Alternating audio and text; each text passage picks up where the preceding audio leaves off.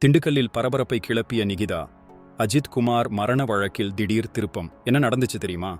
நிகிதா திண்டுக்கல் அரசு மகளிர் கல்லூரியில் மருத்துவ விடுப்புக்கு பிறகு மீண்டும் வேலைக்குச் சேர்ந்துள்ளார்.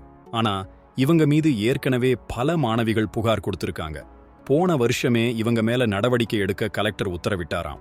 இப்போ அஜித் குமார் மரண வழக்குல இவங்க பேரு அடிபடுது. ஒரு ஸ்கேன் எடுக்க போன இடத்துல நடந்த சின்ன வாக்குவாதம் அஜித்தின் உயிரையே எடுத்திருக்கு.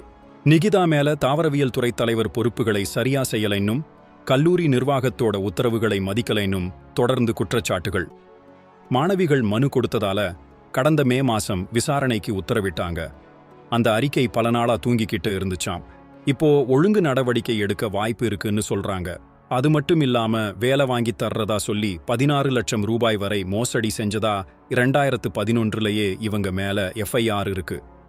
அப்போ துணை முதல்வரோட உதவியாளர் தெரியும்னு சொல்லி மோசடி செஞ்சதா சொல்றாங்க.